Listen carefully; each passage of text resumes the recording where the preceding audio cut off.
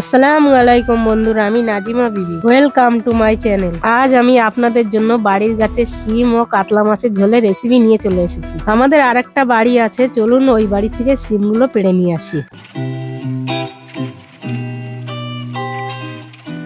এটা আমাদের আরেকটা বাড়ি। ওই যে দূরে দেখতে পাচ্ছ চালের উপরে শিম গাছটা আছে। শিম গাছ বাদে আরো অনেক গাছ আছে, যেমন ডুমুর গাছ, পেঁপে গাছ, তুলসী গাছ, লেবু গাছ, লঙ্কা গাছ, কালমেঘ গাছ ও অনেকগুলো কচু গাছ আছে। চলুন এখন এক এক করে শিমগুলো পেড়ে নিই।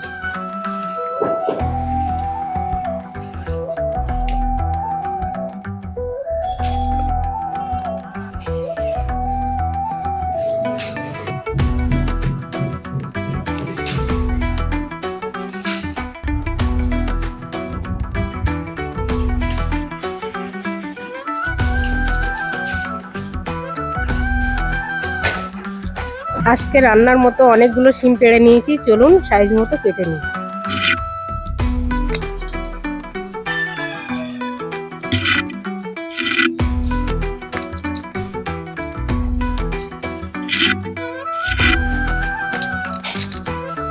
শিমগুলো সব কেটে নিয়েছি।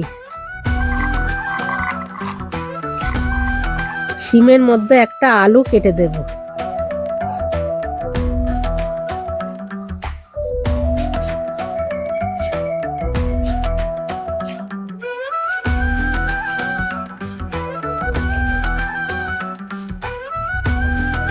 মাছটা আমি সাইজ মতো কেটে নিয়েছি, সঙ্গে পেঁয়াজ কুচি, লঙ্কা কুচি ও টমেটো কুচি নিয়ে নিয়েছি। এবার মাছে নুন ও হলুদ দিয়ে ভালো করে মেখে নেব।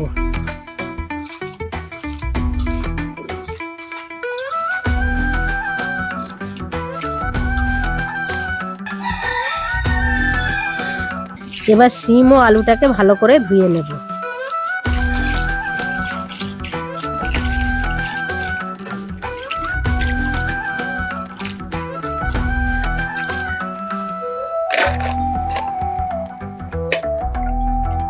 চলুন এবার মাছটা ভাজা করে নিই।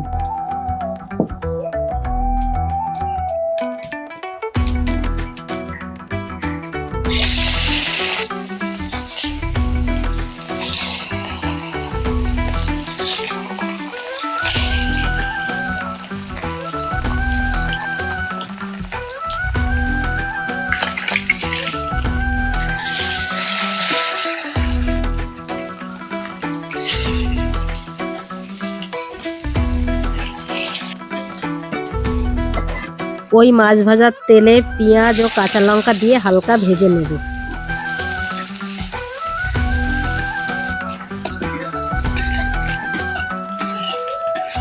হালকা ভাজা হয়ে গেছে, এবার শিমটা ঢেলে দেব।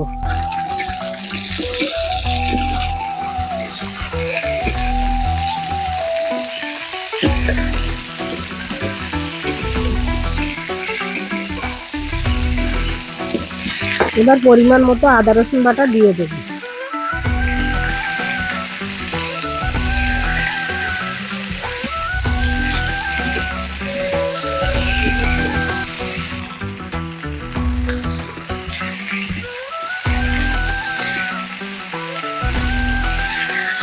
এরপর নুন, হলুদ, জিরের গুঁড়ো ও ধনের গুঁড়ো দিয়ে দেব। দিয়ে ভালো করে নেড়ে নেব।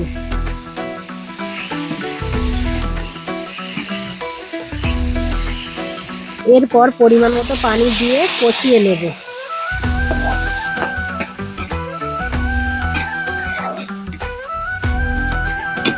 2-3 মিনিট ঢাকা দিয়ে রেখে দেব।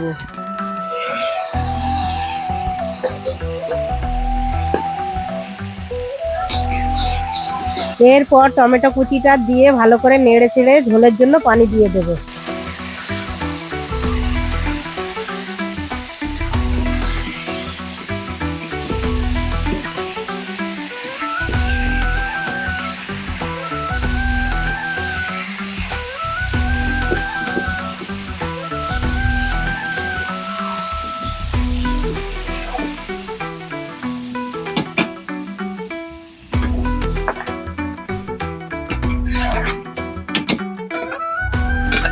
এরপর ঝোলটা ফুটে উঠলে ওপর দিয়ে মাছ দিয়ে 5 মিনিটের জন্য ঢাকা দিয়ে দেবো।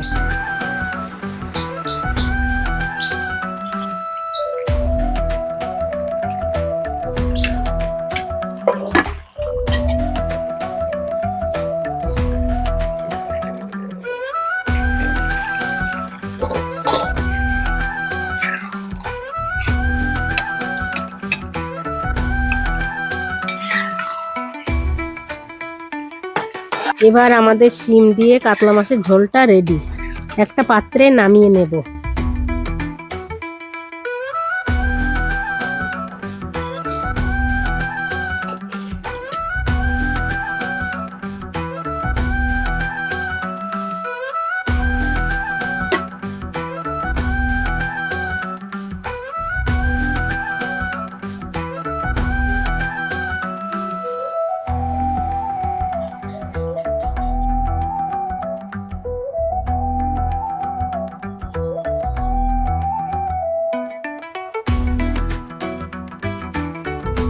চলুন টেস্ট করে দেখা যাক।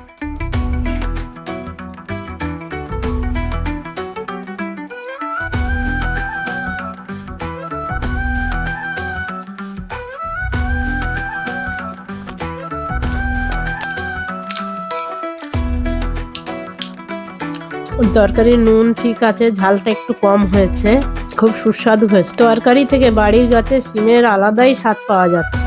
ভিডিওটা ভালো লাগলে লাইক, শেয়ার ও সাবস্ক্রাইব করবেন। আপনারা নতুন কোনো রেসিপি জানতে চাইলে কমেন্ট করে জানাবেন, তার উপরে আমি ভিডিও বানাবো।